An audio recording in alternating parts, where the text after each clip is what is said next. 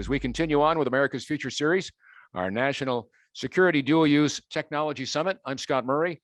With me is the CEO and the founder of the America's Future Series, David Hamilton. Right now, we're just going to move right forward and introduce to you our next special guest, the Honorable Patrick J. Murphy. At age 19, he joined the Army, launching a lifelong commitment to our nation's military and veterans.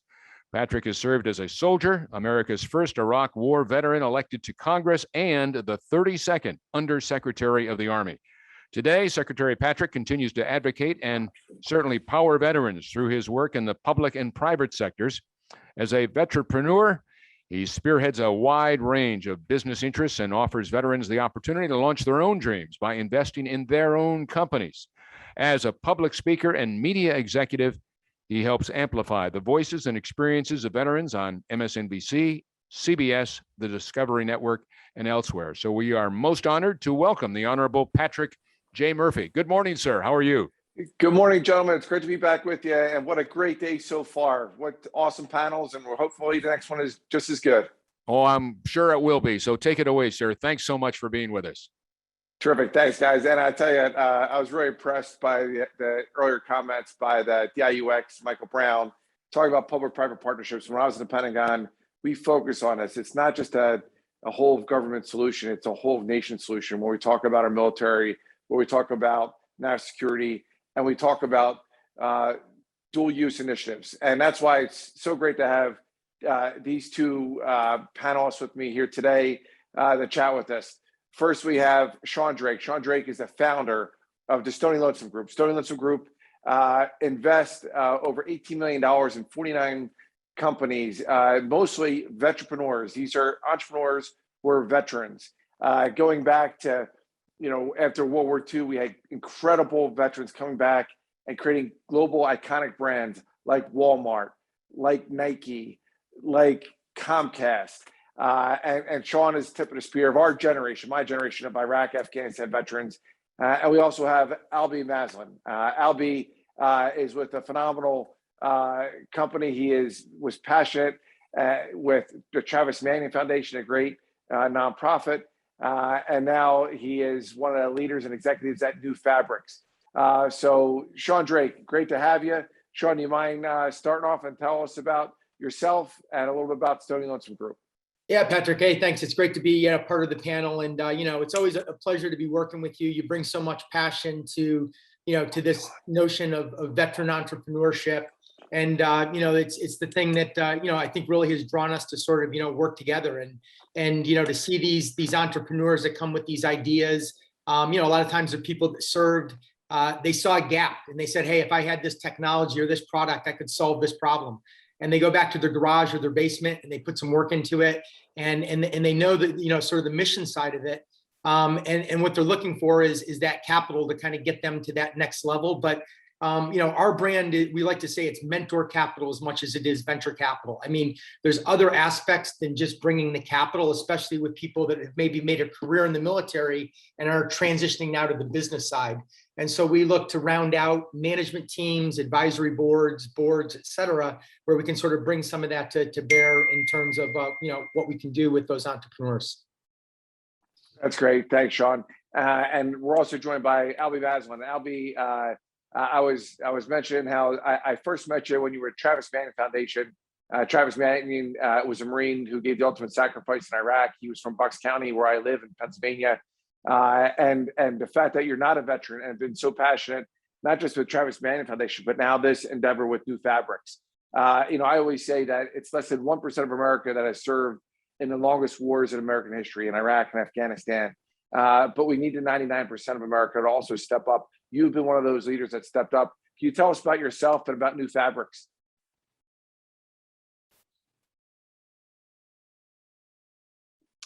Albie, I don't know. Can you hear us or are you on mute? Not sure if you can hear us or not. I see you.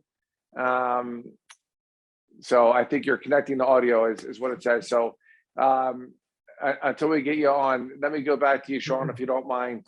Sean, let's talk, if it's okay. A lot of focus on the American Future Series has been on dual use technologies, where it's the commercial and the government sector. Could you walk us through real quick about an example of dual use technology and one of your companies, one of your portfolio companies? Yeah, I mean, I think, from an investor standpoint and wanting to sort of, have that ability to sort of de-risk, I mean, that's one of the things that we're looking at some of these portfolio companies is the ability to go in and be mission focused and make a difference in the mission. But for the companies to be successful, we also want to find out that they've got the ability to be commercially viable, commercially, successful. And so what we see is there's two different sort of scenarios. And in the one case is what I alluded to earlier with that military person. They've got that idea, they've identified the gap, and they're trying to bring that over, but then also potentially to bring it into the commercial sector. But, the other thing we're seeing out there is the commercially off-the-shelf technology. We're like, we see the technology, we're interested in making an investment, and the management team may not have any military background or awareness of how their product could fit and solve some of those problems. And so we kind of look at both of those scenarios and look at what we can do to sort of cross over to those other potential areas with that technology. That's great. And Albie, I think you're on mute, or if you can unmute yourself, hopefully you can hear us okay. Real quick, Albie, radio check. Can you hear me okay? Let me hear you. All right, you're on mute, it says. I think you're muted yourself. I don't know if you can push unmute or not. Okay, try again. Sorry, there we go. Should be good. Awesome. Zoom always gives me trouble. No problem, brother. Hey, listen, I don't know if you heard my earlier comments in the introduction, but talked about how I first met you when you were at Travis Manion Foundation. I talked about the history of that incredible foundation. It's a national nonprofit developing character, but now your mission with New Fabrics. Can you tell us a little bit about yourself and what drew you to New Fabrics, and tell us a little bit about the company? Absolutely, and to touch on the Travis Manion Foundation, it's been a privilege to be involved with that organization. I continue to be involved with that organization.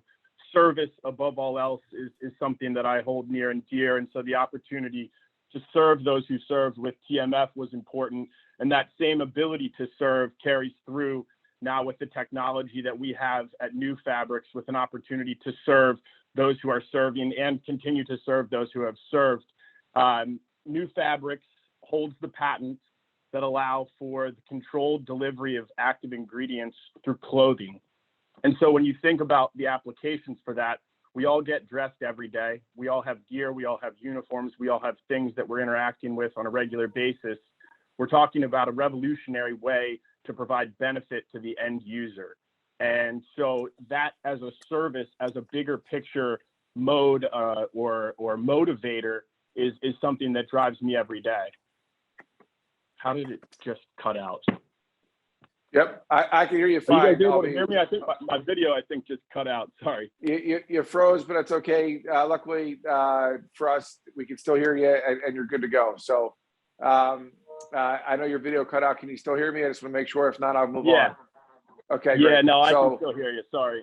All right. So let me just go back to you then real quick. We talked about, dual use technologies, but also the whole of nation approach, not just the whole of government, but the whole of nation approach. When we talk about New Fabrics, you mentioned, how, it's literally medicine woven within fabric on your clothing, as compared to pop-on pills or having injections. What I think is interesting is how when you talk about these public-private partnerships, we talk about the whole of nation. Walk us through some of your partnerships with academia and other, because again, New Fabrics is a for-profit company, but walk us through how you partner with others. Absolutely. First I would say that we're vertically integrated, and so we control the whole process from the research and development to the manufacturing to the end user. And what I'd like to specifically highlight is a partnership that we have with the University of North Carolina, Charlotte, where we have a dermal lab where all of the testing and validation takes place. And that really allows us, the ability to both develop new active ingredients. And by active ingredients, I mean medicine or supplements that can be incorporated into our platform, and validate it to ensure that along the path to commercialization, that whole process is contained and ensured. We also have great relationships with the manufacturing community here in North Carolina as well. Beyond that, that's really led to a lot of success. We have at present relationships in place with the 5 largest OTC retailers in the country. That's across mass retail, grocery, and pharmacy as well.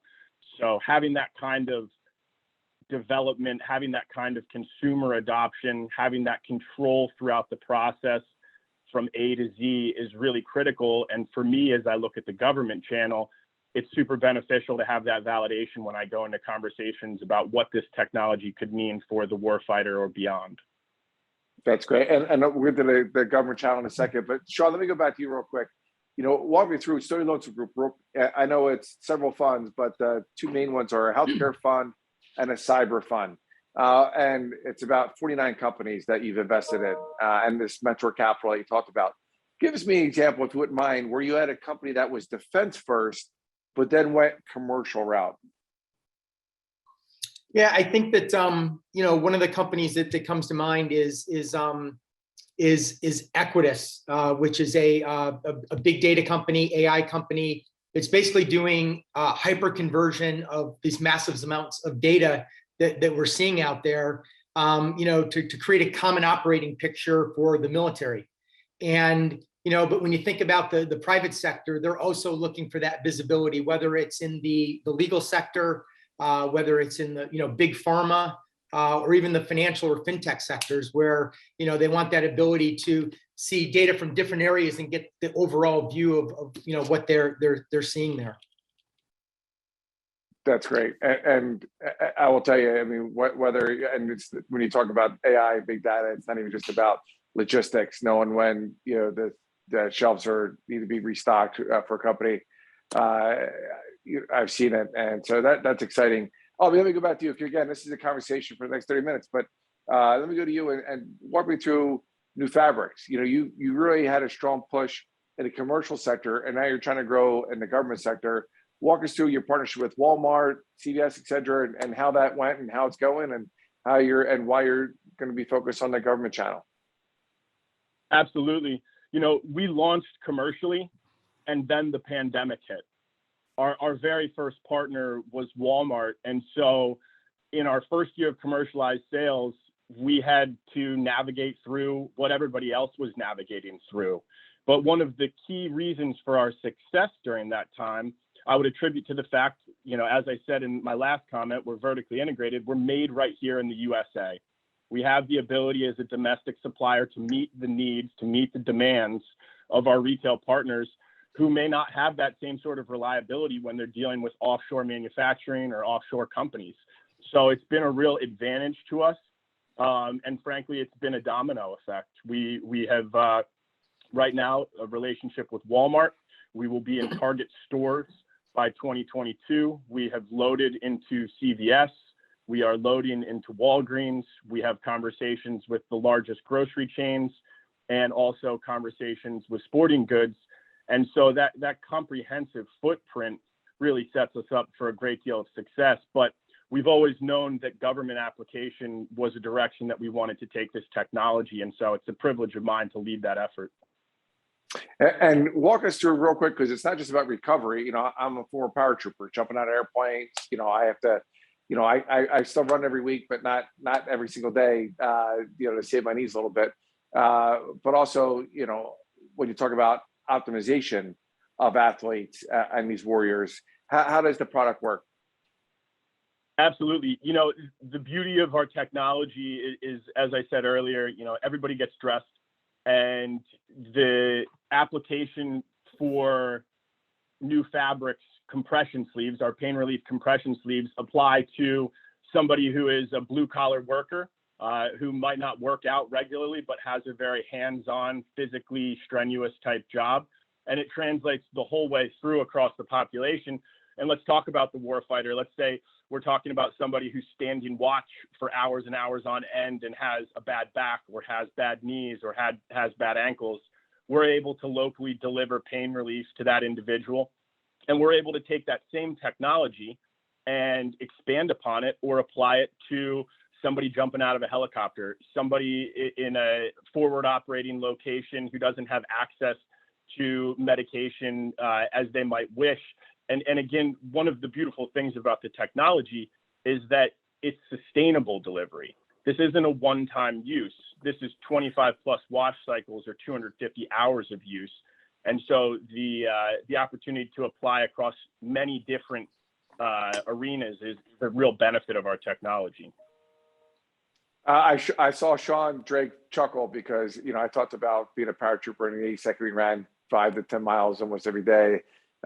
He was an elite runner when he was a cadet at West Point at a star there. He's done a lot of stuff. And it's not just his military career, and even now he has a great son who's an athlete in the collegiate level. Sean, walk us through though on what you see on some of your healthcare companies. What do you see some of the issues that come up that either your portfolio companies are addressing or you see out there that's a definite need? Yeah, I think to tie on what Albie said, one of our main core thesis at Stony Lonesome Group is this notion of human performance and the fact that the warfighter is like an elite athlete, and just like athletes out there need to have specialized equipment and specialized training to perform at the highest levels, so do our military. And so, those are some different areas where we're looking at human performance, better training, better recovery, things of that nature. But then also on the healthcare side, the thing that we're very proud of with that portfolio is almost half of the investments that we've made from that portfolio are related to PTSD and veteran suicide and traumatic brain injury and some of those issues. And, I just saw the headline this morning. It came out that, the statistics over the last 12 months have gotten worse rather than better. And I don't, and we're aware of it. And I guess what I'd like to see is there is so much technology out there in things and how we get that adopted and give the commands better insights into, what capabilities they have to track their people and make sure that they're getting the help that they need. One of our portfolio companies is called NeuroFlow. Patrick, I know Chris Maloro, the founder there.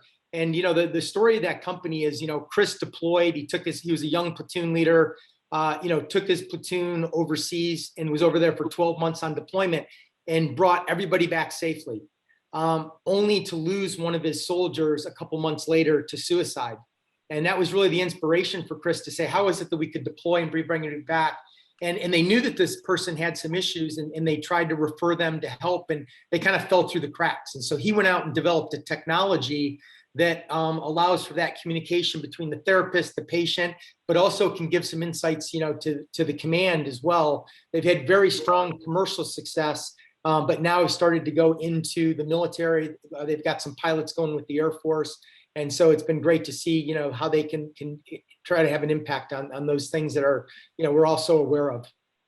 Yeah. And we have this ethic that we all live by, no one left behind. And I know even yesterday I was talking to my, private first class, Juan Arvalo, because it's Hispanic Heritage Month. And I was just giving him a shout out. He's a young private first class. I got him to go. He was at West Point and eventually got out and got his law degree from Texas A&M. He's now an assistant district attorney down in South Texas and doing great work. But it is a problem. It is a problem, within our country. We're very proud of the fact that, if you create a small business and you're a veteran or entrepreneur, it's more likely to succeed than a civilian. And you're more likely to be employed. You're more likely to be active in your community. You're this great American civic asset. But there is that case where the suicide rate, unfortunately, continues to tick up, and we lose too many of our brothers and sisters, not just on active service, but veterans as well. When you did that transition, Sean, I get excited about this. When we do that transition, one of your companies, ID Me, if you don't mind, I know I had to interact with them individually because I happen to have my phone. I have a Verizon as my coverage. Well, I'm a small business owner. I'm a vetrepreneur. And I showed like, hey, I'm a veteran and I got a discount, but it's ID Me that actually ensures that that technology for Verizon and other companies, their mandates, I had to show my paperwork, etc. Can you walk us through ID Me real quick? And then I'll go to you next. Yeah, ID Me's been a great example of, the overnight success that's taken over 10 years. And I think that's kind of a message out there to those aspiring entrepreneurs is just that it doesn't happen overnight, to build the business, to go from a couple guys in a room with an idea to build an organization or a company now that has thousands of people. The transition from, being focused on the technology to being focused on the organization and putting the right people in the right places. But, it's a company that's, it's had some pivots along the way in a good way. You talked about that side of the business where it's identifying somebody's a veteran to take advantage of some discounts out there. But really, a lot of their core business now is more B2B, where they've got customers like that are very focused on the digital identity relative to unemployment, all the fraud that took place and preventing that.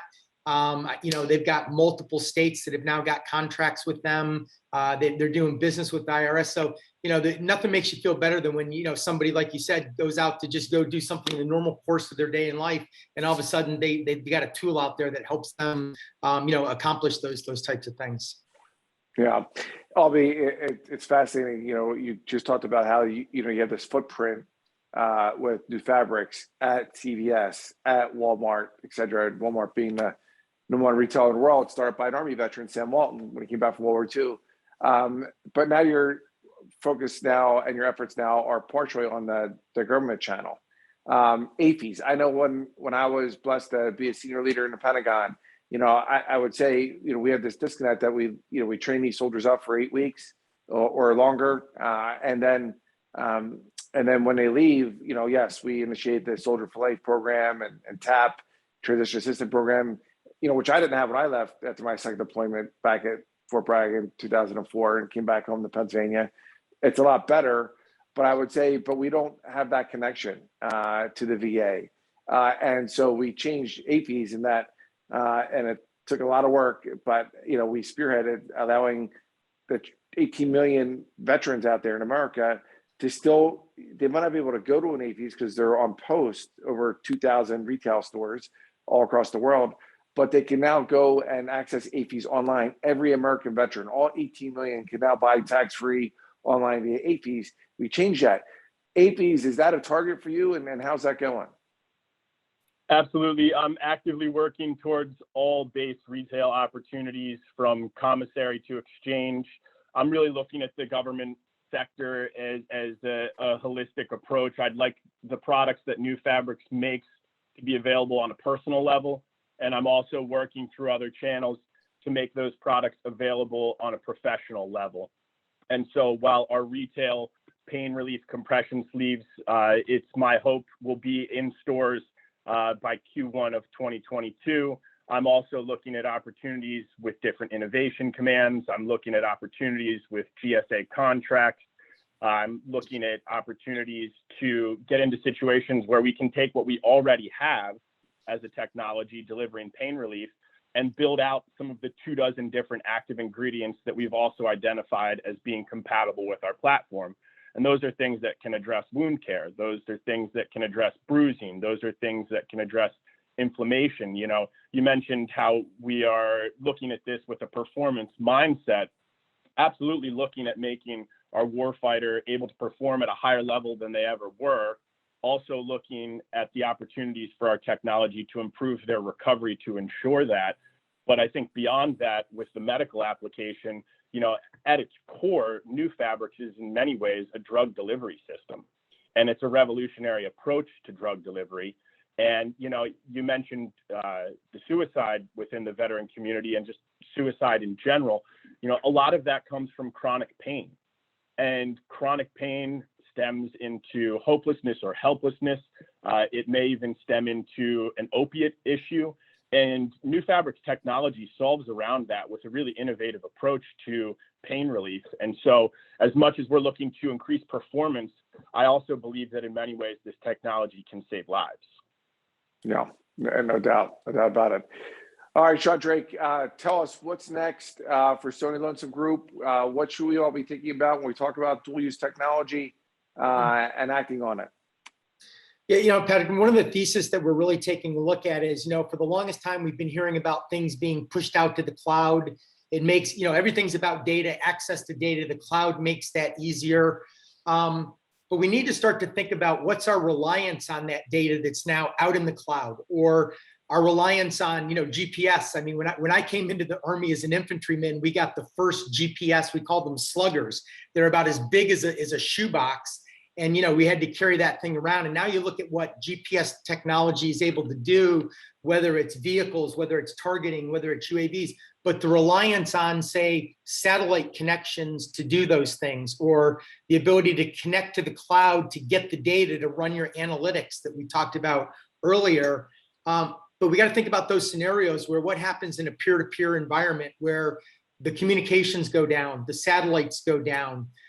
Do we lose that ability that we've become so reliant on when we have the connectivity? So I guess what I'm getting at is this notion of pushing those analytics out to the edge as much as possible. And so there's that you've got the ability to run your own analytics at even the brigade and the battalion level are some things that we're looking at from a thesis standpoint. And we're seeing some interesting things out there. So that's kind of an area that we're pretty interested in taking a look at some new investments in. That's great. Albie, how about New Fabrics? What's next, and what do you see on the horizon? Well, as I mentioned just a second ago, we have around 24 different active ingredients that have been validated compliant with our platform. So looking at ways to further develop that technology, also looking to continue expanding our footprint with our already existing active yarns, both for pain relief and for moisturizer. Little side note, we have a maternity line coming out with shea butter in 2022. It shows a little bit of the flexibility of this kind of technology. But really, as I said earlier, I envision this being the kind of product, the kind of brand that is familiar, whether it's someone shopping at AAFES for personal need, or someone being issued this in a Thor program or within a human performance element, and across the board. And, I'm in 1 year as of now with the build out of the government channel, feeling really optimistic about the different opportunities that are in front of us. And really, it's a holistic approach towards the way New Fabrics technology can impact the government. That's great. Hey, Sean Drake, let me your perspective as someone who's been this, when people look at studying on some group, ID.me, Equitas, you mentioned those two, and 47 other companies you've invested in, some of which haven't panned out, a lot have, and some to be determined. What piece of advice would you give to young entrepreneurs out there, or young vetrepreneurs specifically? When we talk about American Future Series, a lot of these folks are moving and shaking. They are leading companies. They're investing in companies. What would be your advice to them? I think that some of the things we learned in the military that is about building a leadership philosophy and a culture. And if I look at some of our companies that have done really well, you can see these young leaders that continue to bring that forward into their organizations. They think about those things, and they've created really good, strong, cultures. I think the other thing is to look for some mentors out there, looking for some people that have been successful that you can go and call upon to ask questions and get advice and maybe avoid some of the mistakes that they've made along the way and on their path to kind of growing their businesses. Yeah, the old adage that God gave us all 2 ears, but only one mouth for a reason. And call and ask for some advice, etc.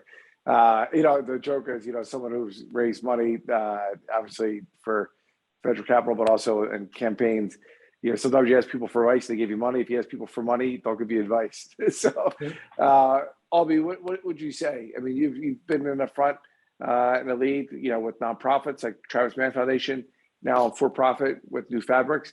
What advice would you give to young entrepreneurs out there that you interacted with at UNC Charlotte or through your time? Passion. In my time watching the Travis Mann Foundation grow from a local nonprofit to a national footprint, it was led by passion, a passion to serve, and that same passion is something that I've witnessed in our founder Jordan Schindler, who, Sean, you were talking about sort of ID.me taking a pathway along 10 years. Our founder Jordan Schindler, after a visit to the dermatologist in college, dealing with a bad skin condition, was told that he should wash his sheets and his pillowcases multiple times a week. And where most college-age males, I think, would ignore that and probably just continue on with their day, Jordan went on a 10-year journey working through all the different odds and ends, persisting, passionate about the ability to develop something unique, something that would not just improve his life, but something that would improve the lives of others. And over that course of time, multiple patents have been developed, working with drug delivery experts and coding experts, and all of that time and effort has led us to where we are right now. And so what I would say to anybody who's looking to pursue or endeavor to dream big is do something that you're passionate about above all else. If you're passionate about it, it very likely lends directly to your natural strengths. And if you're doing something that allows you to deploy your strengths on a day-to-day basis, you will have a higher quality of life. That is just science. So pursue the things that you're passionate about, not a cliche, actual validated science. Yeah, well, I'll tell you, I joined the Army at 19. It was 1993. There was 3 cadets at that time at my undergrad, a small Catholic college in Wilkes-Barre, Pennsylvania, called King's College. And when 9/11 happened, I deployed, and I remember someone grabbed me and said, "We're in the middle of Tuzla, Bosnia. We're carrying weapons in there." And I was working with then Colonel Mark Mel. He's now the chairman of Joint Chiefs of Staff, but it wasn't him. But one of our colleagues said to me, "Patrick, why do you smile all the time?" And I remember being like, "Because I'm in a mix. I've been training for almost 10 years for this, and I was just, happy to be there. And then came back for that deployment. It was probably the invasion in Iraq. But I will tell you, I would agree with you on that passion. I am passionate about Vetrepreneurism. I'm passionate about the national security of America. And the greatness about America, if you look at the eagle behind me, is those 2 talons. One talon with the 13 arrows, signifying 13 original colonies for military might. The other talon with the olive branch, showing our economic power and diplomacy. Sean, I have to go to you. I'm passionate about what I do, and I'm blessed to be a commissioner on what's called the U.S. Cyberspace Layering Commission. Just earlier, you were talking about data and how that important that is, and analytics, and how some of your companies like Equitas are in the forefront of that. What about cyber? I look at the greatest transfer of wealth is in cybercrime. I look at how people's personal data. I look at ransomware. What do you advise companies, and not just your portfolio companies or others out there, when it comes to cyber, and how do you see this being an issue? Yeah, I think a lot of time with cyber, we've done so much with this notion of, network security, protecting the endpoints, et cetera. But we're interested in taking a look at a data-centric approach to cyber. What are we doing to actually protect the data itself? Because inevitably, they're going to find a seam in the network. They're going to get in there, and they're going to get that data, right? And that's where this ransomware is starting to occur. But we've got a company called Stash that pretty much, it's almost like encrypts the data. They take the data, the value, I call it the crown jewels, that these cyber criminals are trying to get to, and break it up into bits and bytes and spread it out all over the network, so that even if you penetrate the network and you get to the data itself, there's nothing there of value. And so there's nothing that can be ransomed. And so literally when they open up the vault, there's nothing there. So they move on to the next group that's more vulnerable. So I think, looking at how do we protect the data itself is an interesting aspect. It doesn't mean we take down the network security, everything we've invested built in. It's a belt and suspenders approach to cyber. Interesting. And I'll have to go to you on the passion. And by the way, Sean, real quick, it's not just, the small businesses. It's not just, some of the early seed mentor capital you're giving. It's also big companies. When you saw, I believe it was Verizon purchasing Yahoo, there was a data breach, and it shaved off about $300 million off the eventual price tag that they're going to buy Yahoo for, because there was a data breach. And when you see that transition, you see, again, when you talk about mergers and acquisition, you see some of those cyber crimes happen, and there's data breaches, and so it's quite interesting. But you talked about passion, and I just mentioned transition. What about transitioning folks that you've seen that are leaving the military, becoming veterans? Whether it's new fabric, how you either whether it's your product or how you helping those veterans transition out, whether through your interaction or your CEO Jordan or others that you've seen. Well, certainly being in North Carolina with the military footprint, there's a great opportunity for us to look in that direction for the transitioning service members as we grow. I can say that's where my eyes will go first when I'm given the opportunity to continue building out my team. And that's because there's such an incredible skill set that's ingrained in those that serve. And I think it starts with the fact that they were first and foremost willing to step up and serve, stand on the yellow footprints or whatever you might call it. And so with that as sort of a baseline, and then you think about all the dollars in training that's invested in these individuals, what a great skill set to bring onto any team.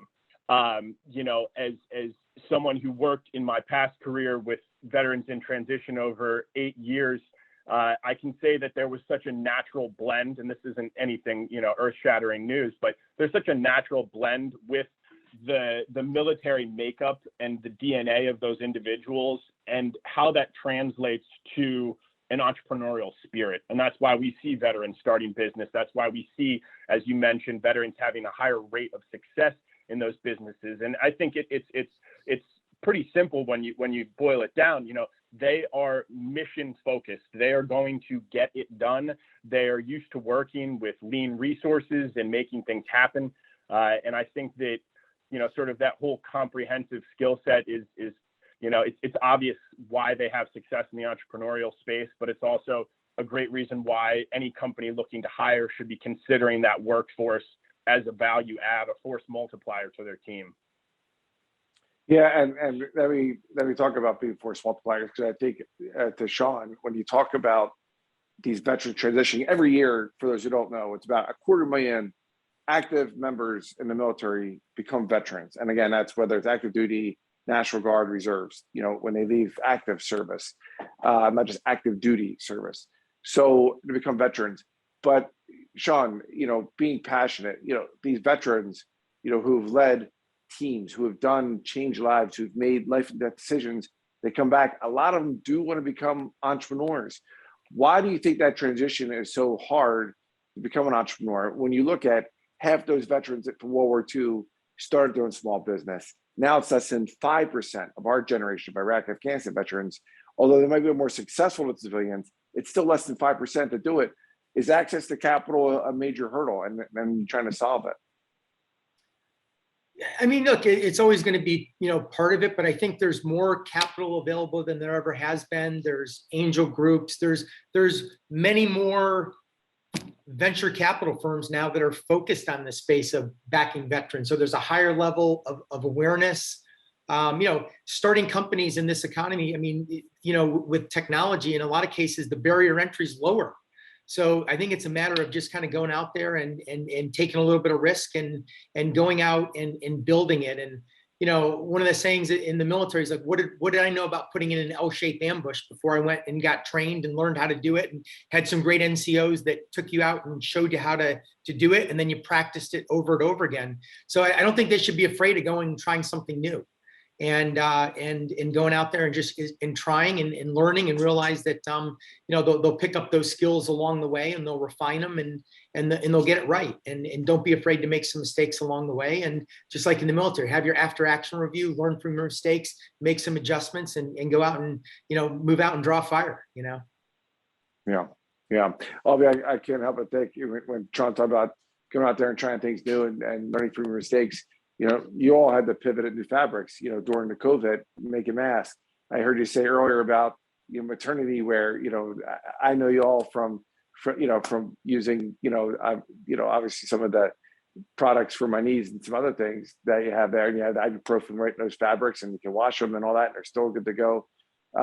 Is that the culture that Jordan's built, your CEO, and has that been successful? Absolutely. I give Jordan a great deal of credit. You know, prior to the pandemic, we were, I say we, because that's the culture that we have, but it was a team of 5.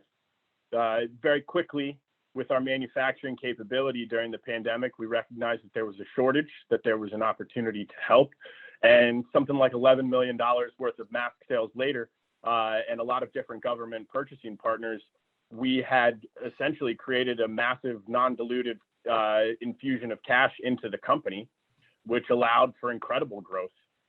We now sit with over 30 employees. And I think that sort of exercise, whether you were staff that was there for that original pivot, or whether you were staff like myself that came on sort of in the later part of that process, you can really appreciate the flexibility and the skill sets across everyone within our company, and the passion with which we moved to make it happen.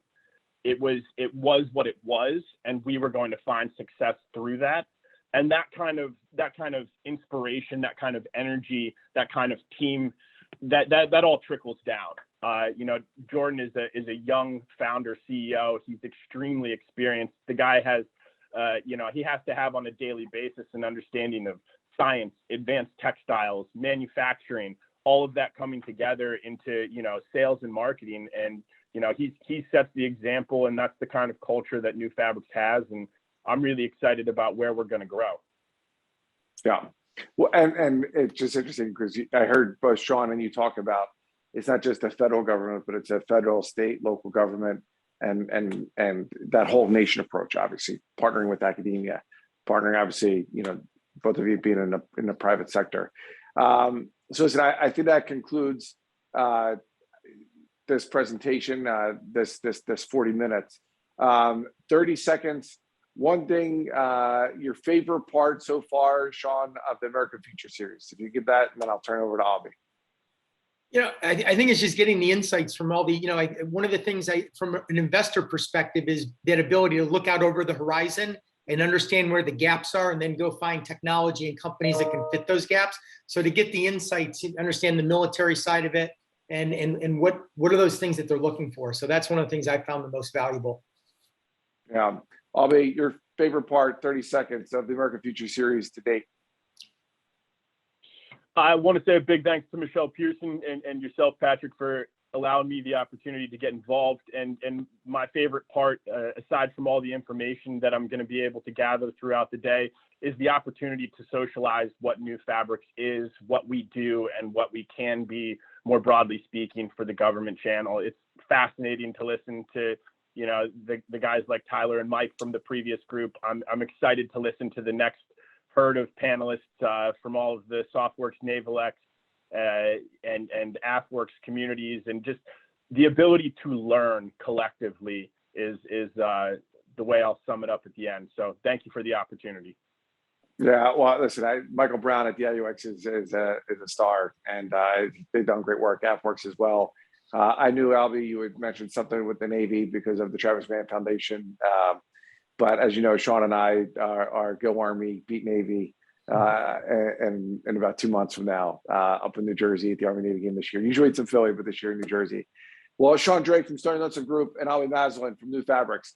Gentlemen, thank you so much for all that you do. Thanks everybody tuning in. You can find their contact on LinkedIn, online, I think in the chat box as well. Thank you, gentlemen, and we hope to see you soon. God bless both of you. Thank you, Patrick. Great job today. Appreciate it. Thanks, Thank you, guys. everyone. Outstanding job, gentlemen. That's a trifecta that is going to be tough to beat, huh? Great. So Albie and Sean, we thank you very much. And certainly the Honorable Murphy, we thank you as well. Well done. Well done. Well done. Thank you, gentlemen. Be safe and stay strong. Well, that was great, huh? Great. And, we really do need fuel for this, to fund the technology that we want to put in the hands of the warfighters. We've got to figure out a way to collaborate, to have the private sector Absolutely. work, to have investors work, to be able to build to have an ROI. So appreciate the work that all of them do in that regard. So absolutely.